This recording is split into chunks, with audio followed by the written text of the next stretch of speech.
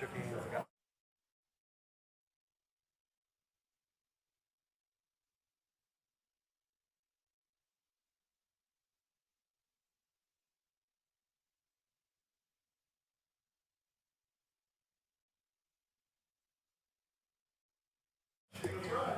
I have figured out sciatic is not something. I'm not that confident. No, I've been in and out of it. Yeah. It's Thanks. my doctor. It's better this time than last time, so. Yeah. Suggested going to see whoever. Okay, yeah. Oh yeah.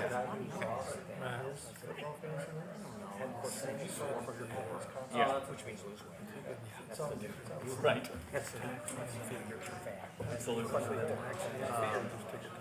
And I have, and I have, and it is Really strong core, so it's crazy that it doesn't. well, yours is like that's what I use. Not enough. Mine is a lot of regeneration. That's what I got. What, and that's what we find. Oh, I'm sure, yeah. Bending over. I told him I'd say something. He said, I will. 50 exactly. 51 now. Yeah. Okay, Evelyn. Okay.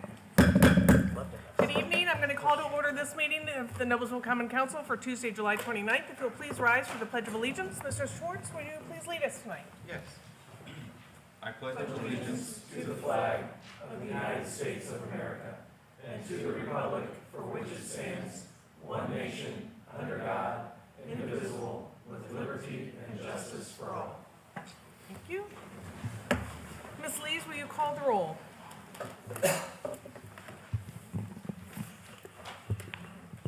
Mr. Boyce, Present? Mr. Davis, Present. Mr. Elliott, Present. Mr. Johnson, Present. Mr. Peterson, Present. Mr. Schwartz, Present. Mr. Smith, Present. Mr. Thurston, Present. Ms. Wiles. Present.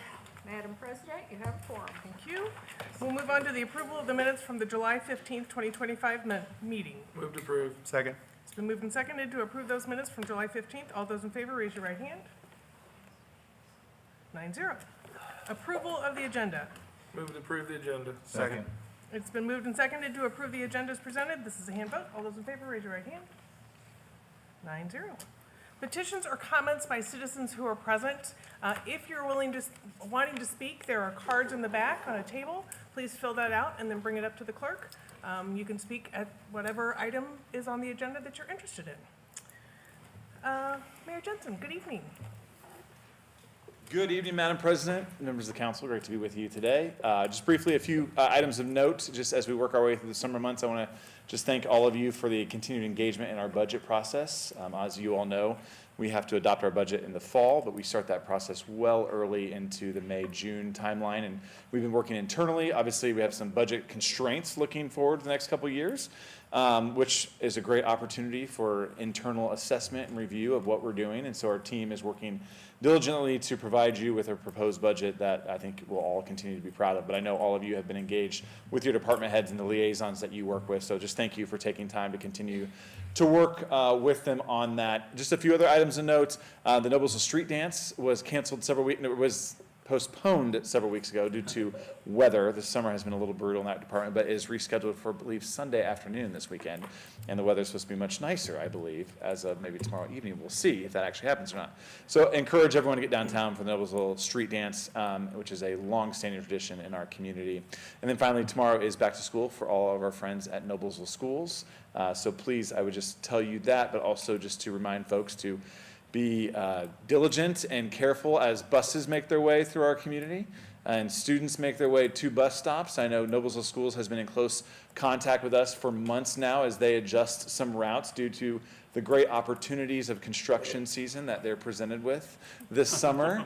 I know my high schooler is excited to be getting on 15 minutes earlier due to Dad's construction. So, but it'll be really nice when it's done. So I appreciate all that Noblesville Schools has done to continue to collaborate with us and make those adjustments. We know that we're making these improvements for the betterment of them as well going forward. So again, just be on notice tomorrow as people, I know our Noblesville Police Department will be on notice in school zones, so I would encourage you to be on notice as well.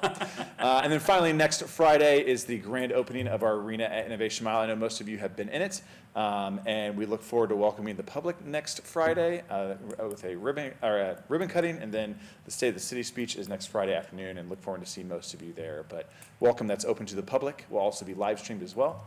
But would love to have as many friendly faces in the audience next Friday afternoon as we talk about the great things we have been up to over the past year. So with that, Madam President, thank you for the opportunity, and happy to answer any questions anyone has this evening. I will notice again, 32 in Hague is currently closed in case you're under a rock currently, and we're about probably 25% through that construction. I would encourage you to go check out Matt Dowd. He's doing some video work for us on Facebook. He did a nice drone fly through earlier of that. Kurt Meyer always seems to find his way into every construction site and take some great photos as well. So it's been neat to watch the progress there. Certainly when you see the drone fly over, you realize why we had to do a full closure. It's quite the scene over there. So thank you for everyone for being diligent and patient with us and your neighbors. Any questions of Mayor Jensen? No? Thank you. All right, thank you very much. Okay, we will move on to council committee reports. Up first is the Downtown District Committee and Mr. Smith. Thank you, Madam President. The Downtown District and Parks Committee met on Friday, July 25th. We had a whole slew of people from the city, but also community partners that joined us for that. We talked about the status of funds. Two of those fund allocations will be on our agenda later today. That's going for our Embrace Downtown project, but then also an effort that we're undertaking to make Logan Street a little safer to cross. So everybody that goes to the farmers market should be excited about that. We also kept on talking about enhanced downtown updates, 2 dates for everybody's calendar. August 22nd is the Main Street Business Summit, and so that will be a big opportunity for the city and the community to meet to talk about progress that we're making on Embrace Downtown. And then the next phase rollout from the city will be on September 25th. And I'm sure there'll be more to come there, but that's more of a, just to save the date for folks that are interested in the work that we're trying to do downtown. Outside of that, we talked about a few other updates, 2 of which were public art. If you go in the South Alley, there's a new mural outside of Bar Ellis.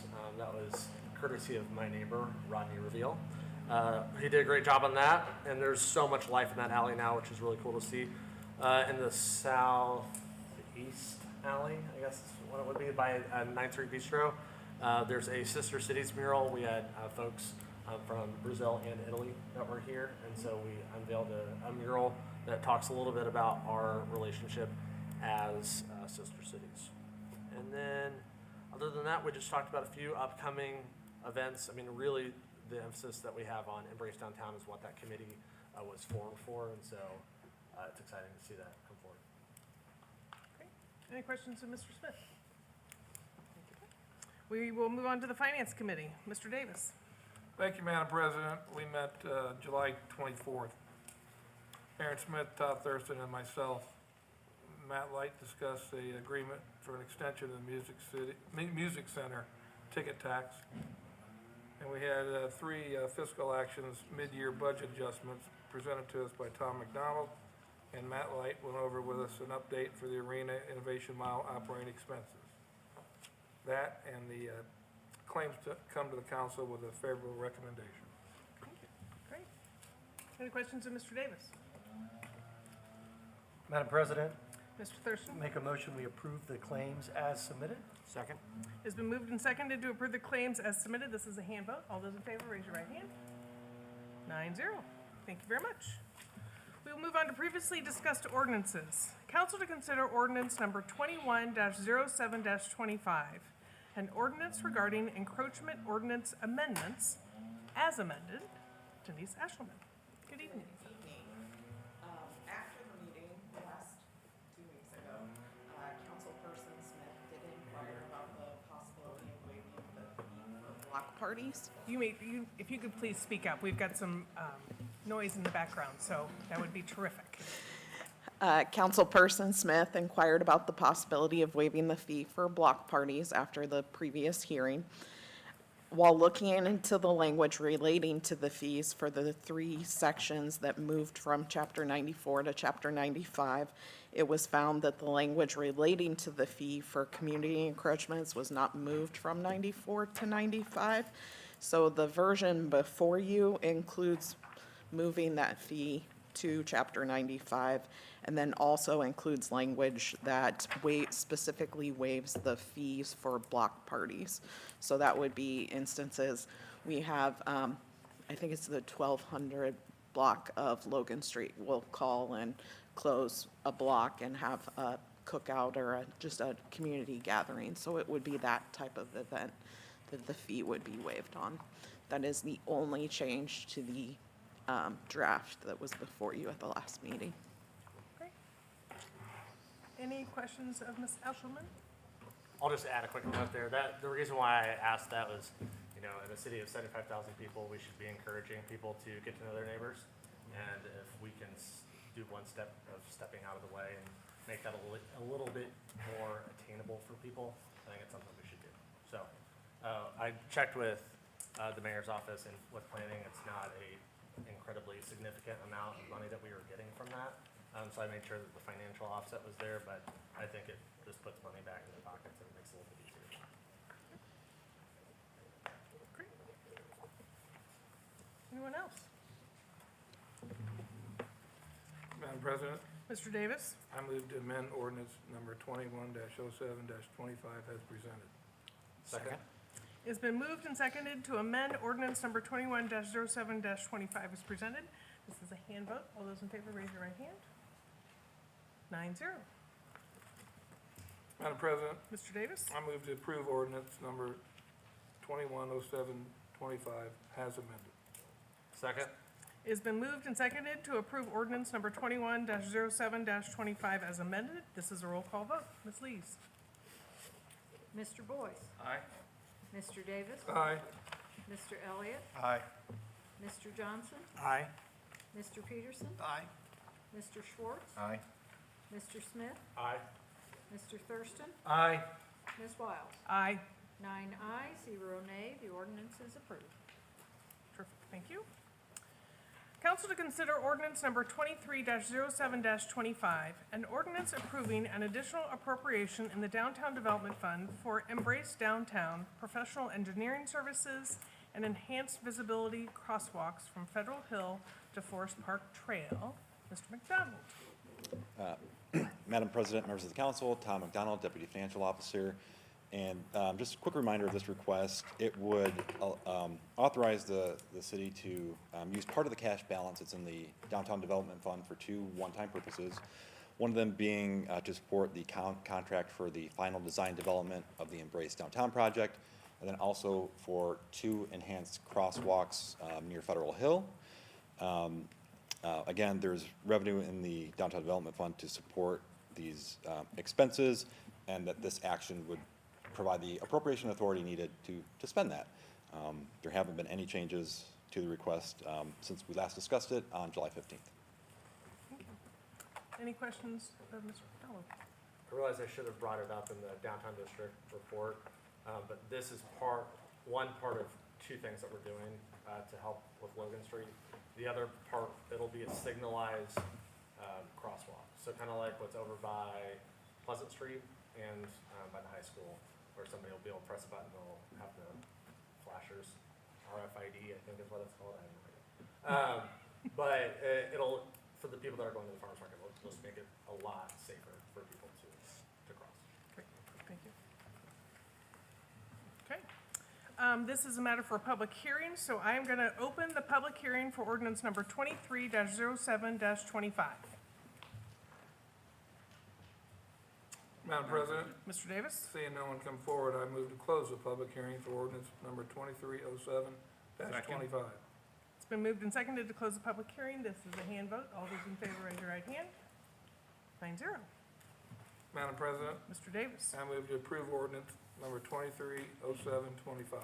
Second. It's been moved and seconded to approve ordinance number 23-07-25 as presented. This is a roll call vote. Ms. Lees? Mr. Davis? Aye. Mr. Elliott? Aye. Mr. Johnson? Aye.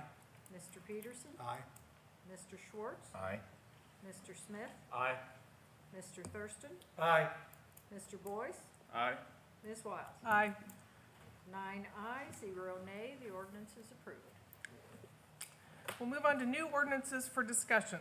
Council to consider ordinance number 24-07-25.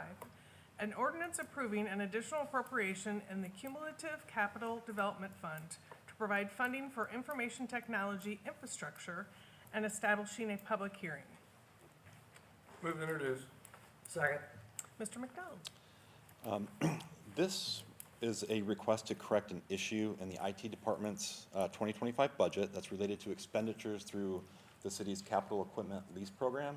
And this is a program that allows city departments to finance the cost of capital expenditures over the course of 5 years.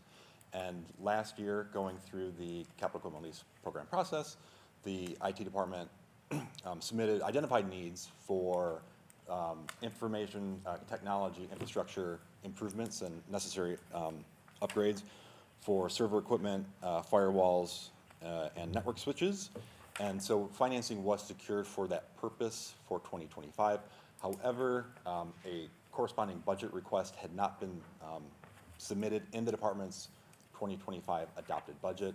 And so this request would rectify that. They do need appropriation authority for this expenditure because the financing was secured.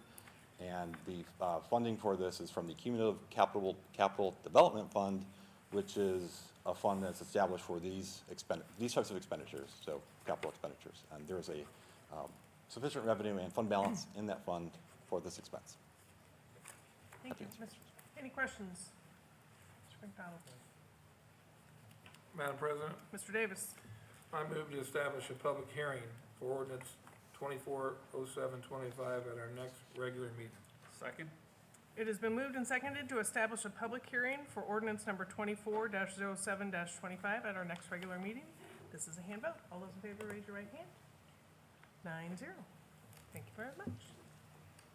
Council to consider ordinance number 25-07-25, an ordinance approving an additional appropriation in the debt service local income tax debt sinking fund to provide funding for the Levinson Garage bond payment and establishing a public hearing. Move to introduce. Second. Mr. McDonald? Madam President, members of the council, so this is a request to revise the share of local income tax that's budgeted for the debt service payments on the Levinson Garage project. This project is, the debt service for this project is, has two funding sources. One being local income tax, that's around 80% of the revenue for that funding. And then the other is tax increment financing, or TIF, from the TIF district. And when the debt service budget was developed, it wasn't entirely known what that split would be. Two, there was a successful property tax appeal from the property owner that reduced the amount of TIF revenue being collected for these costs. And so what this ordinance would do, it would increase the budget for the local income tax by $100,000 to make up that difference. This was an issue that was rectified, that came up in 2024 and was rectified in 2024, didn't make it into the 2025 budget. So we're coming back to you to get the appropriation increase today to resolve that issue. Happy to answer any questions. Questions of Mr. McDonald? Mr. Johnson? Mr. McDonald, yes. This is the garage portion of the project, not the apartment or the commercial downstairs, correct? That is correct. It is the debt service for the construction project for the garage. For the garage portion of that total project. That's right. Thank you. Other questions? Madam President, Mr. Davis? I move to establish a public hearing for ordinance 250725 at our next regular meeting. Second. It has been moved and seconded to establish a public hearing for ordinance number 25-07-25 at our next regular meeting. This is a hand vote. All those in favor, raise your right hand. 9-0. Thank you very much. Council to consider ordinance number 26-07-25, an ordinance for a change of zoning from I-1 light industrial to R5 multifamily residential for approximately 4.75 acres, 650 feet east of Willowview Road, adjacent to the Midland Trace Trail. Move to introduce. Second. Ms. Ashelman. Good evening. Good evening. Just because there's no address associated with this, here is the aerial photography to show you which parcel in question we're talking about. The request before you would rezone approximately 4.76 acres on the Midland Trace Trail. This, along with several other parcels, make up the former Noblesville Golf and Batting Center. That property is currently zoned I-1 light industrial, and the request is to rezone the property to R5 multifamily residential. This is the first step in what will be a multi-step process with a number of partners. This property is one of 7 parcels that the city is negotiating for purchase from the old golf and batting center. This is a preliminary plan that was drawn up to just express some of the concepts that could occur on the property. This was done by a contractor for the city. And you can see the residential component, there's a park component, and in this instance, it connects into the existing Janus facility. The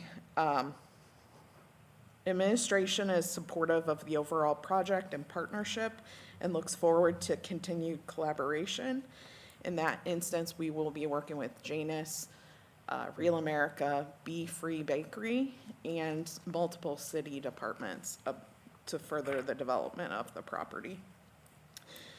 The entire project would allow for expanded housing and employment opportunities for individuals with intellectual and developmental disabilities, aligning with the goals of the city's Advisory Council on Disabilities. It also allows the city to further a need that has been consistently listed as a top desired open space with the inclusion of a dog park, and also allows us to continue a priority of activation along the Midland Trace Trail. The applicant has submitted a tax credit application for this project, and anticipated award of those tax credits would be November 2025. They have been working with Janus since 2022 to go over the concept of the residential component of this project. The proposal is a 60-unit multifamily development. And I will just state, this looks different than the version I've shown you already. So these are conceptual in nature. They're to convey a concept, and they will continue to evolve as we work through the process with the partners. The development would be leased to individuals making between 30 and 80% area median income, also known as AMI. There would be a portion of the units, 25%, that are reserved for individuals with intellectual and developmental disabilities. Those units likely would be used to serve some of the individuals currently using the Janus facility. The plans shown as part of this are very preliminary. The level of detail has not led itself to a full review for compliance with the requirements of the Unified Development Ordinance. In this case, those regulations would include not only the base zoning district regulations, but also this property is within the State Road 32 overlay, which was designed to have projects not turn their backs on the trail, to actually embrace the trail as an amenity. And so those regulations will also apply to this project. One of the concept drawings appears to illustrate a vehicular connection that would take you from Willowview Road through to the Janus property through a series of private drives. This came up at Plan Commission, so I'll try to explain it as well as I can. So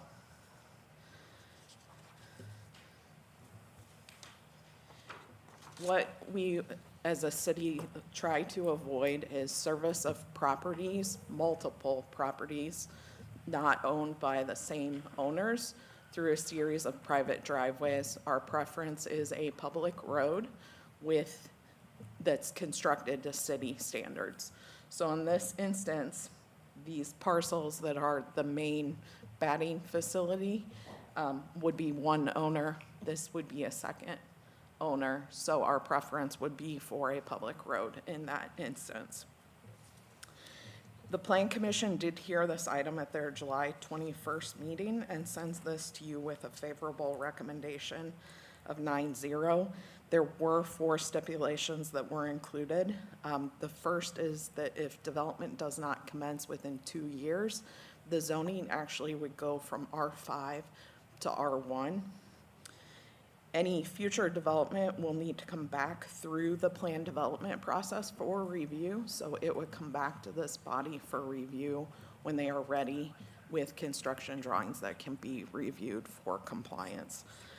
And the third is the requirement for a public road if it crosses more than 2 private properties, and also that the site plans that have been presented are not binding to future approvals. There was no citizen comment during the public hearing at the Plan Commission. Our understanding is the applicant had a very well-attended public meeting the Friday before Plan Commission, where they answered a number of questions for residents, specifically within the Willow Lake subdivision. Questions of Ms. Eshelman?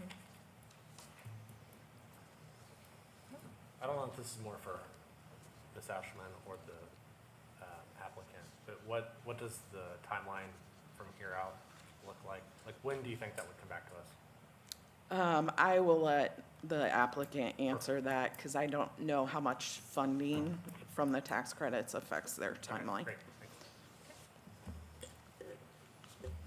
Great. So if you'll please come up, introduce yourself, and name and address, please. Hi, Mike Surak, 8250 Dean Road, Indianapolis, on behalf of Real America Companies. I printed. Yeah, sure. Thank you.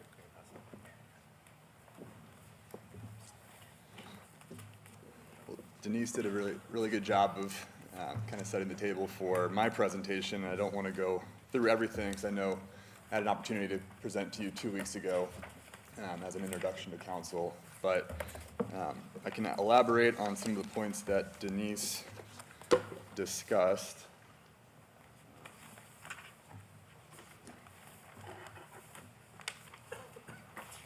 So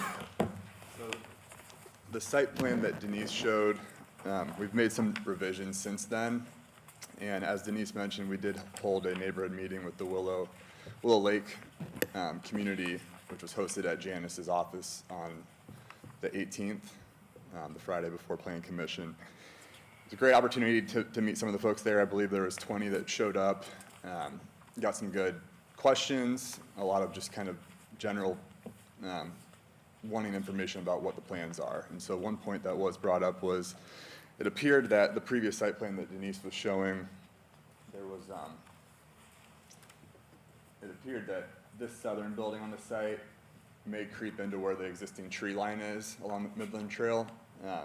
We made it clear that we have no intention of removing any trees. We think that makes sense to keep them, have a barrier there, of course. And so this version actually, there's a 40-foot separation between the Willowview Trace Trail and our building. So this was moved north, and we've confirmed, at least on the GIS map, that that will be well out of the way of the existing trees that are there. Furthermore, just a general overview of the site. The 2 buildings at the north would be 2-story buildings, and the southern building here would be a 2-story building as well along the Midland Trail. Each building here on the east and west side would be single-story. Every unit would have a balcony or a patio, and we are well aware of the design standards and the overlay districts that we're in, that 360-degree architecture is important. We want this to be something that obviously is very attractive, that we're proud of, that the city's proud of, and of course the residents that will live there. Furthermore, you know, safety is always a huge priority at any of our developments, but this one in particular will have even extra above and beyond kind of measures that we'll be dealing with just given the population that will be living there, being mostly folks with intellectual or developmental disabilities. So there will be buildings at there will be cameras at each building, and likely more than just one, especially where the two trail connections are. And then of course we have the centralized clubhouse here. There'll be active security. In addition, we have a full-time property manager that will be on site during normal business hours. And even more so, you know, our office is 25 minutes away. Our VP of property management lives about 5 miles north of this property. So we feel that collectively we'll have a really good handle of security and safety of the residents that are living here. As mentioned, the central location will be the clubhouse. The proposed amenities we're looking at currently are the dog park for just the use of our residents. Then we'll have a sports court and playground. Based on feedback with Janice, games are really popular with the population they serve. So we add the sports court there. Some of these are subject to change, and like Denise mentioned, with where we're at, these are very preliminary, and I'll show a few elevations later on, but this is a work in process, and we certainly will be going into much more detail as we get further along and get past zoning. But like Denise said, we are requesting a zoning change from industrial to R5 to allow for multifamily use. I'll go through these somewhat quickly, but this is just a bigger site plan which shows where Denise was talking about with the road coming in. So this, I believe, is consistent with the current curb cut that's there off of Willowview Road, connecting to our site. Then you have the detention pond that you saw, which provides what we see as pretty good separation between Willow Lake neighborhood and our property. This is a summary. I know you've seen this before, but the unit mix we're looking at, there's 60 units total, 18 one-bedrooms, 34 two-bedrooms, 8 three-bedrooms. And a point I really want to make as well is, with the tax credit financing that we're applying for and hopefully get awarded in November, the minimum amount of, or the maximum amount of units that we can set aside for people with disabilities is 25% of the units, so 15. However, there's no maximum on the number of units that can be rented by folks with disabilities. So if you recall, Tim White was here, CEO of Janus, 2 weeks ago, and he mentioned that they see an immediate need for 40 apartments for people that they're currently working with them being right next door. Of course, we see them as the main referral source for these units. And this will be the second project we've done in partnership with Janus. The first one was South Point Village and Fishers, which currently has a really extensive wait list of, I believe, up to 400 households wanting to get in there. And I believe 38 of which are folks with disabilities that want a one-bedroom, and then there's even more people with disabilities that want to get in a two-bedroom as well. So we feel with this unit mix we have proposed here, it captures a good range of folks that could live independently. There's different ranges of kind of independence that these people have, and so there's a mix of one bedrooms, but then a lot of 2 bedrooms and 3 bedrooms allow for opportunities for roommate situations as well. Again, so these are very preliminary, but I just wanted to show a sample of kind of the materials we would be looking at using. This shows a mix of 2 different bricks, shake siding, horizontal siding, vertical siding, asphalt roof shingles, and then white fascia on the side. I'll go through these quick as well, but this is an example of a 1-bedroom building. Those are just them zoomed out further. This would be the clubhouse building. I'm just showing brick will be used throughout the development. We do have floor plans and unit plans. Won't spend too much time going through those, but just wanted to show we've spent more time digging into what the units and the buildings will look like here. This is the clubhouse floor plan. So we have a large fitness center here, offices for our property management staff, as well as Janus's staff will have space to meet on site with the clients that they serve. In addition, this is a community room with kitchen and bathrooms and a computer center, and I'll I'll show examples of other amenities we've done at other developments. These are pictures from some of our other properties. So we have a bike room, playground, fitness, dog washing station, computer center. We will have ample bicycle parking. We realize that access to the trail makes sense to provide more than would be required in this location. This is a multi-purpose room we've done at a different location that has been really well received and I think would be popular with Janice and their clients. Examples of some buildings that are currently in our portfolio. I think you've seen this. And this is South Point Village that I mentioned where this is on Lantern Road in near downtown Fishers. First development we did with Janice and demonstrates the need for this sort of housing. Example of a one-bedroom or one-story building development we did in Fort Wayne, which can be an example for what we're doing with the one-story buildings here. These are just other examples. You know the location. All the nearby amenities make this great. Meyer actually has been voted as one of the top employers for people with disabilities, so being right down the street from there, I think is a great opportunity, as well as all the other development and employment opportunities that are there. I'm sure you know Janice really prioritizes employment opportunities, and we think with the overall development that's going on in this location, the city's planning, opportunities at the dog park and bee-free bakery and cafe could be really neat for these people to be working at. This just talks about the history. We have been working on this since 2022. Janice put out the RFP for the site in 2023, which we responded to along with the city, and were selected. Alignment with the city's goals of diversity of housing and housing for different demographics. Current zoning map. This is the unit mix.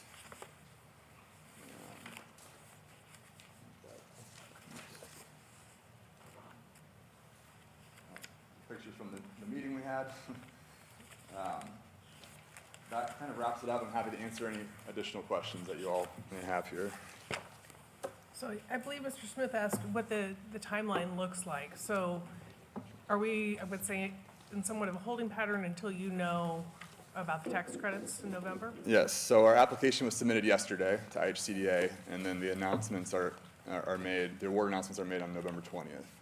And so we would look to close and begin construction approximately 6 or 7 months thereafter. So we'd be looking at breaking ground and closing on all of our financing and equity by May or June of next year, ideally. And this page answered my question where it said design and site engineering December 2025 to March 2026. So I assume in that period is when that would come back to us. Yep. Okay. Yeah, we would work really closely with city engineering and staff on actual design of the buildings. Other questions for the petitioner? Yep. Oh, Madam yes. President, I do have one question. When, you said South Point was the first one, when was that completed? That was completed in fall of 2021. Okay. Thank you.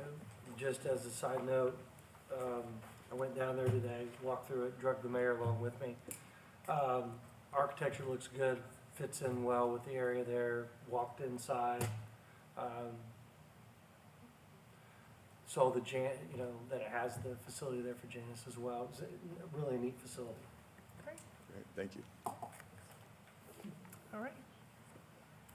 We did have someone who requested to speak, so if you'll kind of hang out for a Sure. second. So Brian Clifford, if you'll please come up and state your name and your address, and you've got 3 minutes.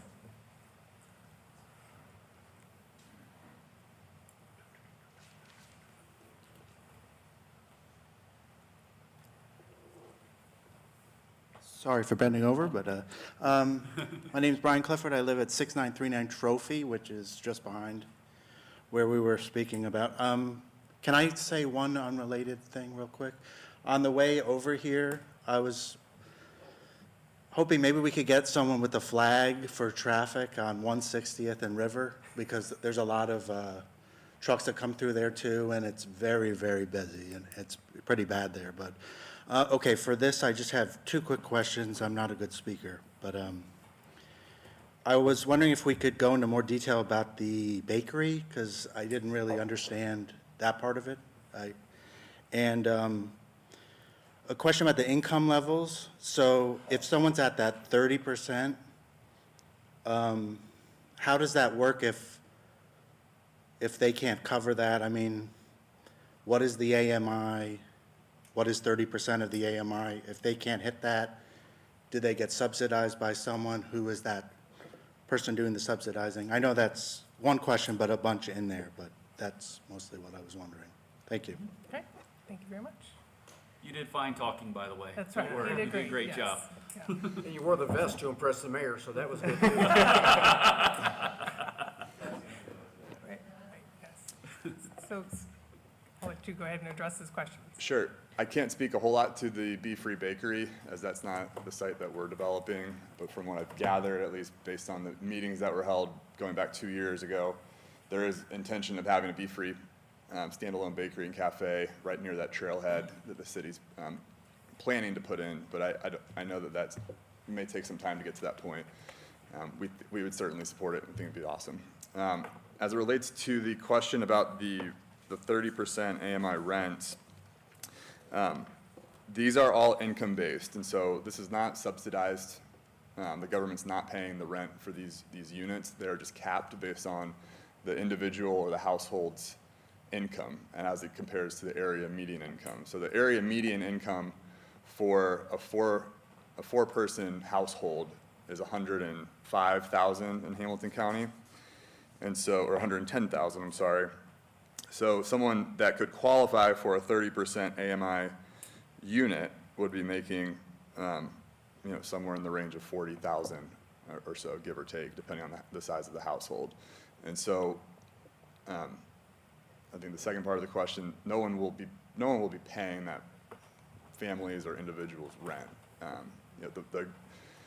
The financing mechanism of the tax credits makes it where we can build something like this and be able to set varying rental rates. So I hope that answers the question, but there'll be a range of different affordability levels, of course. So we're talking about 12 units at 30% AMI, 20 units at 50% AMI, and 28 units at 80% AMI.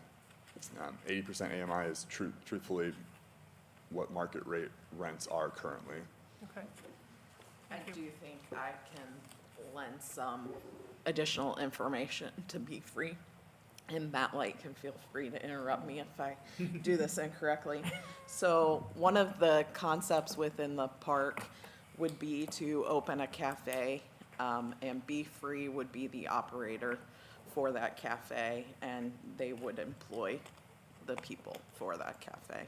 So it would be this building right here. But So, that portion has nothing to do with what we're voting on Correct. tonight, just so Correct. you know. Just That's- want to make sure you, yeah, Yeah, just, they said Be Free a couple times. Yeah. Didn't really know that. absolutely, yeah. Yeah, so just to, Matt Light, Deputy Mayor, just to add a little bit more context to that. Be Free is a local company owned by Jennifer and Mike Weesey, who developed a food product originally for their son, and then they've been able to really spin this into a very successful gluten-free line of products. And you might have seen them at the farmers market here in Noblesville and other places around town. They've already been engaged in a partnership with Janus for several years now, where they've had clients from Janus that have helped them with packing their product in the current the clubhouse for the batting cages and the putt-putt center. So they're looking to just expand that relationship and that partnership, and working with Invest Hamilton County as well for some grant funding to assist with workforce training for those partners. So we've been working with them. There's going to be more detail that needs to be fleshed out on that and some of the other uses, but the kind of the timing pressure that presented this was the tax credit deadline for Real America. Thank you. Thank you. Any other questions or comments? Madam President, Mr. Davis? I move to approve ordinance 260725 as presented.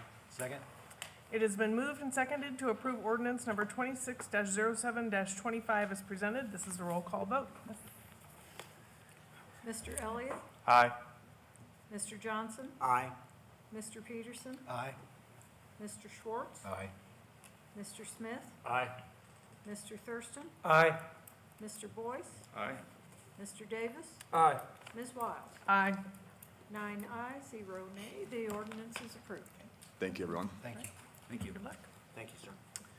Council to consider ordinance number 27-07-25, an ordinance amending ordinance number 62-12-95 as amended regarding Article 2 definitions, Article 8 zoning districts, and Appendix C official schedule of uses of the Unified Development Ordinance. Move to introduce. Second. Mrs. Reed, Good evening. good evening. No changes to this ordinance this evening. The only thing is it comes to you with a favorable recommendation unanimous from the Plan Commission from Monday. This is July 21st. Sorry about that. That's all right. Any questions or comments for Mrs. Reed? Madam President, Mr. Davis? I move to approve ordinance 270725. Second. It has been moved and seconded to approve ordinance number 27-07-25 as presented. This is a roll call vote. Ms. Lees? Mr. Johnson? Aye. Mr. Peterson? Aye. Mr. Schwartz? Aye. Mr. Smith? Aye. Mr. Thurston? Aye. Mr. Boyce? Aye. Mr. Davis? Aye. Mr. Elliott? Aye. Ms. Wiles? Aye. 9 ayes, 0 nay. The ordinance is approved. Thank you very much. Council to consider transfer TA-03-25, a request for multiple appropriation transfers in the general fund. Mr. McDonald, you're back up. Again, for the record, Tom McDonald, Deputy Financial Officer. This transfer resolution includes two net zero appropriation transfers from our non-departmental or contingency budget for two different purposes. One is a transfer to the Office of Finance and Accounting for the city's accounts payable software. If you recall, back in the fall of 2024, council approved a fiscal action to enable our office to purchase a accounts payable software. We didn't have one before, and that action came after the 2025 adopted budget was developed, and so this action would establish the 2025 budget for the accounts payable software. And then the second transfer in this resolution is a transfer to the police department budget, and that is to pay for leasing costs associated with their professional standards division. They were previously housed at 501 South 9th Street, and that lease couldn't be renewed because of the granary redevelopment project at that site.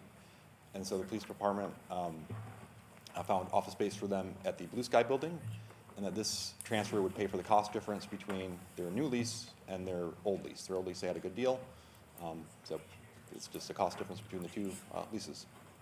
Happy to answer any questions. Any questions for Mr. McDonald? Just a comment, this came up in finance, and for clarity's sake, this is very temporary, not very temporary, but semi-temporary, as they will eventually be housed in the public safety building. So, just, yes, moving things around while we're waiting on that. Any other questions or comments? Madam President, Mr. Davis? I move to approve transfer TA 0325. Second. It has been moved and seconded to approve transfer TA-03-25 as presented. This is a hand vote. All those in favor raise your right hand. 9-0. Okay, thank you very much. That concludes our agenda. We're now to council comments. Madam President, I just want to address his other comment about 160th and River Road. I drive that every day. I agree with you.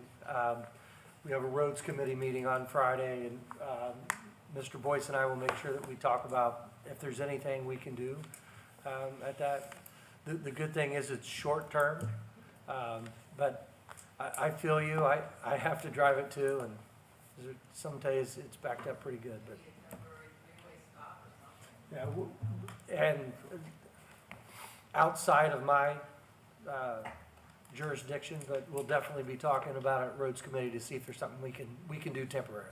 It's also a county road, so I don't know, we'll have to talk Yeah. about our roads. I don't know Right. That adds some extra complexity, so, Yeah. but we will talk about it and see. The good news is the city and county work well together when those construction projects are done, so I'm sure we'll be able to work something out if there's a way to do it. Mr. Johnson? Yeah, very briefly. Two items, a bit of celebration, was able to attend with Mr. Elliott and you as well as the Sister Cities celebration at the last week. The students from Noblesville, Brazil and Cittadella, Italy were in Noblesville and had just glowing comments about the hospitality that our citizens showed them during their stay. And although Cittadella is some, 800 years old, we're newbies compared to them, but they do enjoy what we're doing and enjoyed our downtown and the vibrancy of our city and appreciated, again, the hospitality. Item number two, had the pleasure, I guess, pleasure as hot as it was today, not sure, to attend with the mayor the groundbreaking for the new Kittles facility out near Cabela's at Hamilton Town Center. And that new building, that new furniture showroom is going to be nothing short of spectacular. And the Kittles family is a very welcome addition to Noblesville. They're very, very proud to be here. Thank you. That's great. Yes. Anyone else? All right, we are adjourned. Thank you.